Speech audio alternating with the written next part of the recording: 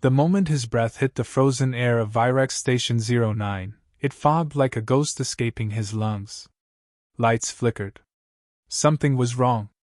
The station was empty, too empty for a diplomatic outpost supposedly hosting 3 alien envoys. Jason Cross, Earth's most reckless xenolinguist, muttered, "This feels like a trap." He stepped into the main atrium. Strange spores glowed faintly in the ventilation mist. The walls pulsed, not mechanically, but organically, like skin breathing. Then came the sound. A soft hum. Female. Alien.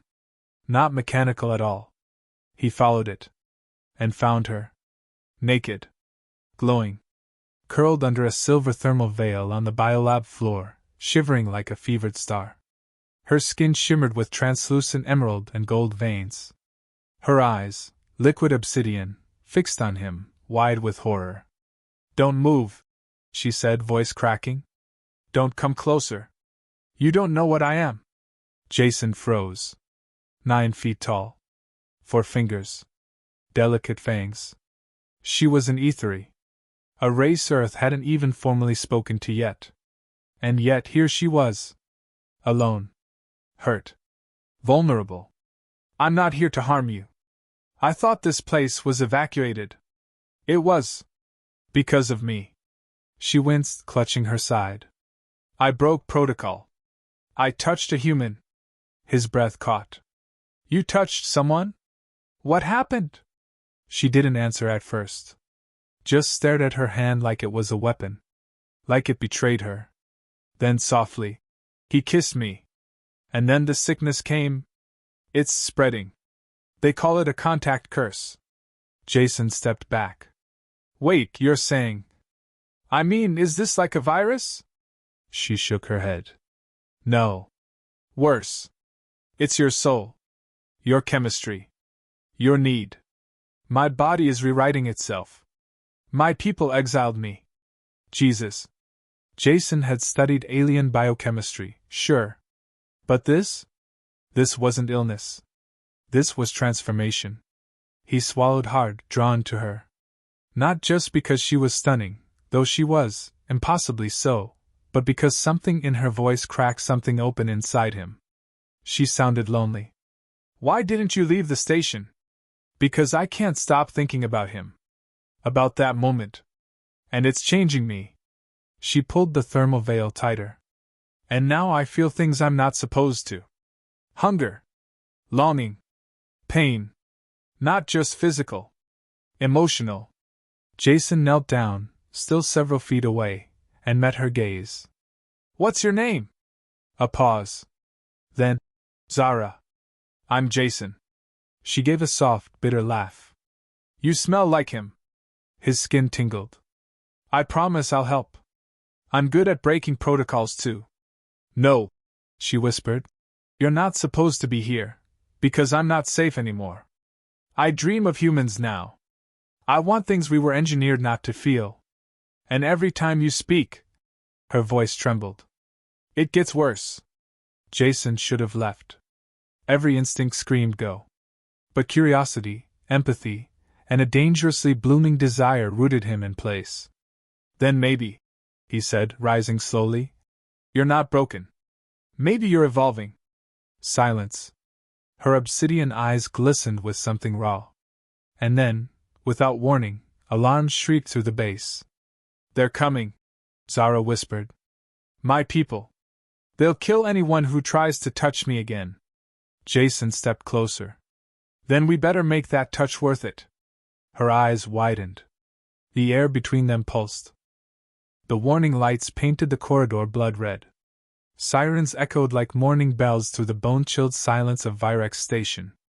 Jason gritted his teeth, dragging a half-functional containment panel across the door to block it, not that it would stop whatever was coming. "You said they'd kill anyone who touched you. So why haven't you killed me yet?" Zara stood just a few feet behind him, wrapped in the silver thermal veil, barely clinging to modesty. Her golden-veined skin shimmered faintly with every breath, like something wholly corrupted. "Because you already touched me. In a way that can't be undone." Jason turned to her, heart pounding harder than any siren. He should be focused on the threat outside. But all he could see was her face, drawn tight with confusion, grief, and something dangerously close to yearning. That doesn't answer the question. She tilted her head, studying him like she was memorizing a species she'd never see again. You humans, she said slowly, voice a trembling ember. You carry your desire in your voice. Your eyes. Your smell. It seeps into others. It stains us. Jason didn't move. Didn't breathe. She was talking about more than biology. More than sex. She was talking about change. He took a careful step closer, never breaking her gaze. Then what exactly are you afraid of, Zara? That I'll infect you too? Or that you'll want me to? Her jaw clenched. That struck something deep. You're not supposed to feel this way, are you? No, she said softly.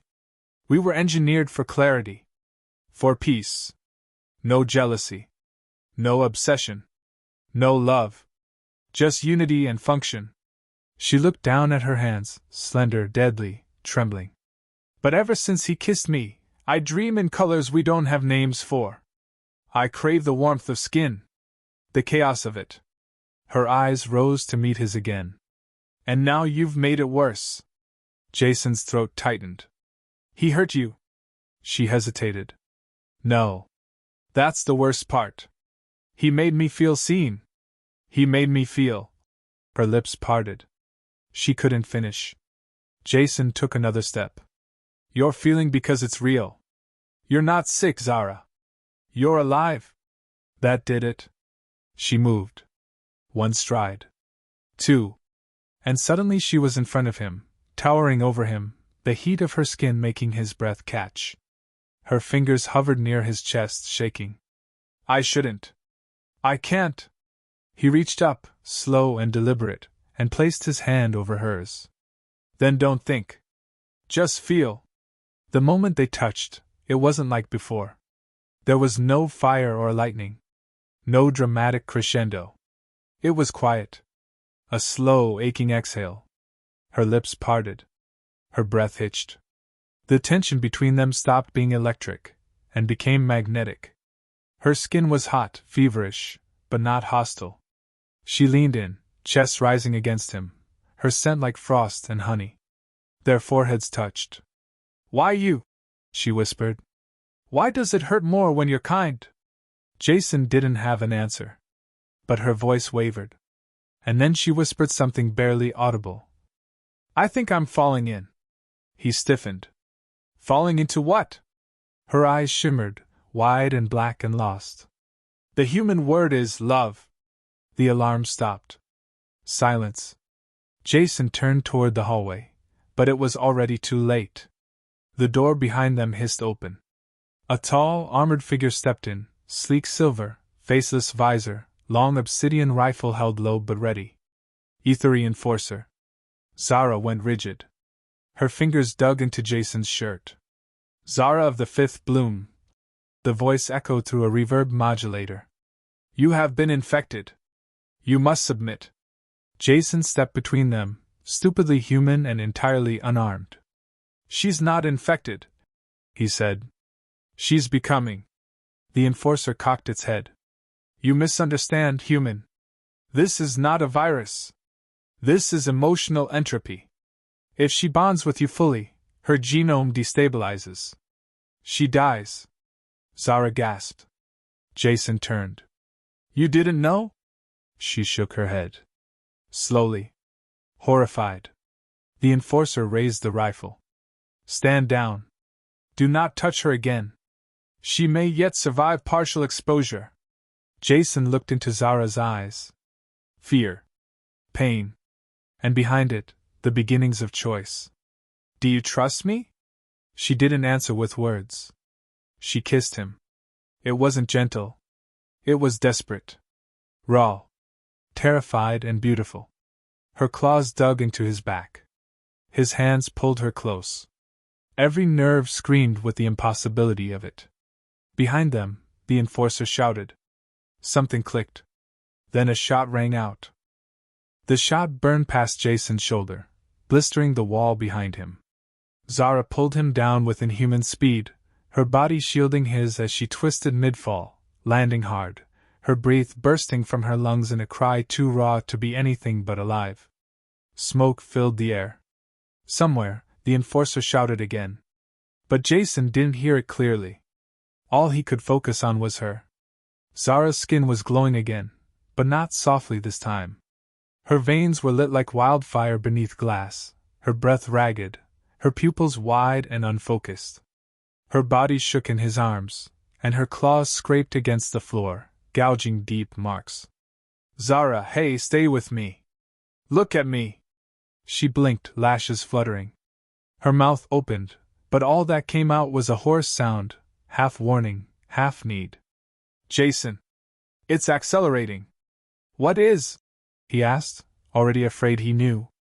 Her fingers curled around his shirt like it was anchoring her to the world. The genomic bond. The emotions. They're rewriting me too fast now.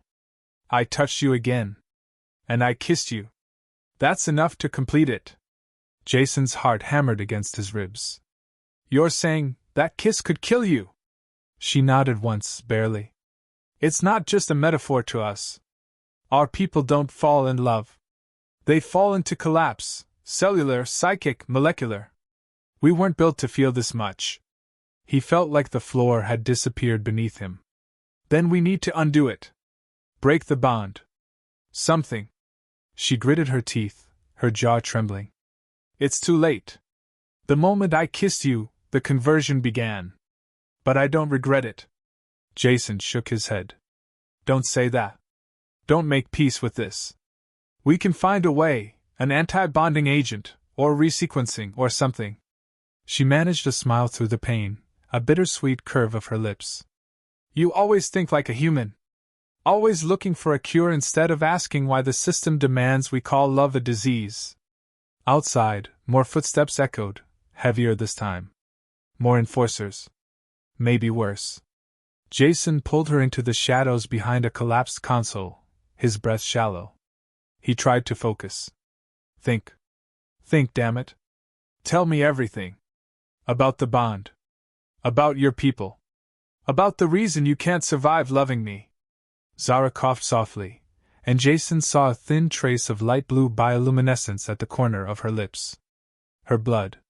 We were created by the Ether Consortium. A post-organic civilization. They stripped us of instinct. No mating. No chaos. We live in ordered polycollectives. Touch is sacred, but sterile. Minds merge without emotion. That's how we survive. She leaned into him, her breath warming his neck. But your species, you're wildfire to us. Your emotions are contagious. Dangerous. That's why the contact protocols exist. Your biology ignites something in ours. Evolutionary meltdown. Some call it a curse. Others. Jason held her tighter. Others call it awakening. A tear shimmered down her cheek. She hadn't known she could cry until now. When I kissed you, I saw memories that weren't mine. I felt you. Your loneliness. Your mother's funeral. The day your father never came back. And also your wonder, when you first saw Saturn's rings from orbit. Jason, I became you for a second. Jason swallowed the lump rising in his throat. She wasn't just feeling emotions, she was absorbing him. Then we have to separate before it goes further. Zara smiled, weak and radiant. But you don't want that, do you? He closed his eyes. No. God, no. Outside, a voice boomed through a speaker. Human. Surrender the infected. You will not be harmed. She may still be salvaged if the bond is incomplete. Zara flinched, whispering. They'll erase me. Strip me down to base code and rebuild me clean. I'll forget you ever existed. Jason's gut twisted. Over my dead body. She looked up at him with something fragile and burning behind her eyes. That's what I'm afraid of. That your love will make me kill you. Not with claws. But with this thing growing in me. This bond that feeds on both of us. Jason cupped her face, his voice low and fierce. Then let it feed. Let it grow. Because I'd rather die knowing I made you feel something real than live in a universe that calls that a crime. Her breathing hitched. Their foreheads touched again. And then, Jason pulled the emergency med injector from his belt. Not much. Just a muscle relaxant. Enough to slow her system. What are you doing? Giving us time. He pressed the hypospray to her neck. She gasped, eyes fluttering. Her body went slack, though her gaze remained locked with his. Jason, I'm not giving you up. I don't care what your culture says. I don't care what your blood is doing. I'm going to get us both out of here. And when we do... He kissed her. Gentle. Fierce. Final. You're going to tell me your real name. Not the one they gave you. The one you choose. The sound of approaching boots grew louder. He set her down carefully, whispered, Trust me, and turned to face the door. The lights exploded. The explosion wasn't fire, it was light. Blinding, blue-white and electric, it burst from Zara's body like a collapsing star. The Enforcer stopped mid-charge, armor glitching, visors blinking. Some fell. Others stood frozen, stunned by the radiant shockwave pulsing outward in an almost celestial rhythm. Jason shielded his eyes, chest burning from the sheer force of the pulse. It wasn't just a detonation, it was a rebirth. He turned. And saw her. Zara floated inches off the floor, arms slack at her sides, silver threads of her veil drifting like cosmic fog. Her skin no longer shimmered, it glowed. The golden veins were now streaks of living starlight, tracing the curves of her form with impossible beauty. Her hair, once dark and taut, cascaded in weightless strands of midnight and silver. Her eyes were no longer black. They were galaxies. Jason's breath caught. Zara! She landed softly, bare feet kissing the ground. She blinked slowly, as if learning how to see all over again. Her voice, when it came, was layered, harmonized, like a choir of one. That name was given to me by those who feared feeling. She looked at him. Past his skin. Into every moment that made him. But I remember the name you called me, when you held me in your arms. The word that meant more than protocol, more than science. Jason stepped forward, heart thundering. I called you mine. Tears slipped down her cheeks. Then that is my name now. I am yours. By choice. By fire. By love. Behind them, an Enforcer rose, shaken, rifle trembling in his hands. She is unstable. Terminate before collapse completes. Jason moved in front of her instinctively. But Zara, mine, raised her hand. No anger. No wrath. Just sorrow. I am not unstable. I am awakening. Her voice rippled through the chamber. A frequency so deep it wasn't heard, it was felt. The walls of Virex Station groaned. The floor cracked beneath her feet. The Enforcers dropped their weapons, gripping their helmets, as if her voice sang directly to their neurons. Jason clutched her hand. Her skin no longer burned. It hummed. Welcoming.